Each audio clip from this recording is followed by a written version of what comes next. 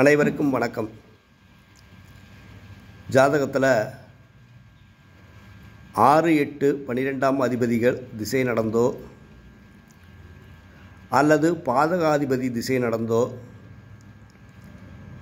அப்போ பொருளாதாரம், தொழிலில் முன்னேற்றம், வரவு செலவுகளில் தடை, இப்படி பலவிதமான பிரச்சனைகள் வந்துகிட்ருக்கும்.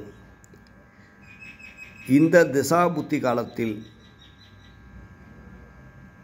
அப்போ நம்ம என்ன பண்ணணும் அப்படின்னாக்கா, 9ஆம் அதிபதி யாருன்னு பாருங்கள். 9ஆம் அதிபதி சாரம் கொடுத்தவன் நட்சத்திரத்தில், உங்கள் ஜாதகத்தில் 9ஆம் அதிபதி இருப்பார். அவருக்கு சாரம் கொடுத்த நட்சத்திரம் இருக்கும்.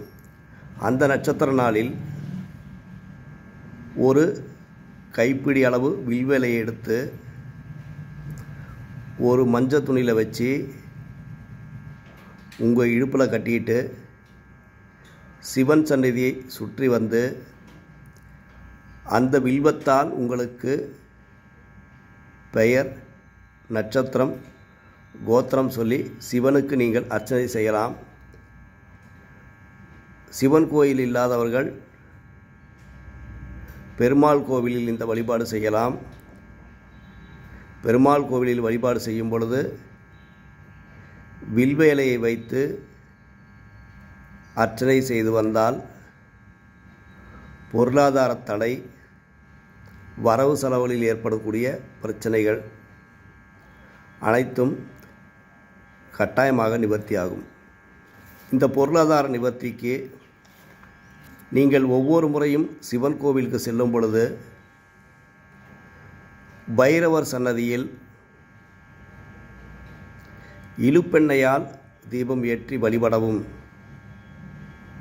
அடுத்தது, சண்டிகேஸ்வரரை பிரதமை திதியில் சென்று உங்களுடைய கஷ்ட நஷ்டங்கள்,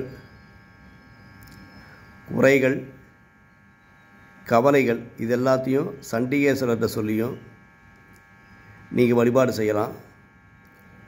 அடுத்தது, பெருமாள் கோயிலில் இருக்க சக்கரத்தாழ்வார்கிட்ட சித்திரை நட்சத்திரம் வரும் நாளில் சக்கரத்தாழ்வாருக்கு 5 நெய் தீபங்கள் ஏற்றி கையில் கொஞ்சம் மிளகு வச்சிங்க. 27 முறை சுற்றி வந்துட்டு அந்த மிளகை பச்சைக்கல் பூரை வச்சு அந்த மிளகு பூரை நீங்கள் எரிச்சிருங்க. நீங்கள் சக்கரத்தாழ்வார்கிட்ட சுற்றி வரக்குள்ள நீங்கள் சொல்லக்கூடிய கவலைகள், கஷ்டங்கள், பொருளாதார சிக்கல்கள் இது இத்தனையும் அந்த சக்கரத்தாழ்வார் உங்களுக்கு நிவர்த்தி செய்து கொடுப்பார். பெருமாள் கோவில் வழிபாடு என்பது மிக சாலச் சிறந்தது. சிவன் கோவில் வழிபாடு என்பது அதைவிட சாலச் சிறந்தது.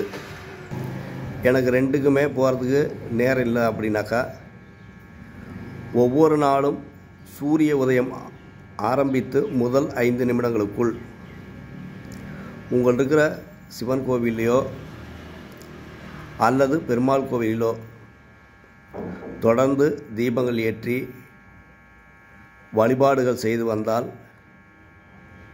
கஷ்டங்கள் என்பது நிவர்த்தியாகும். நன்றி, வணக்கம்.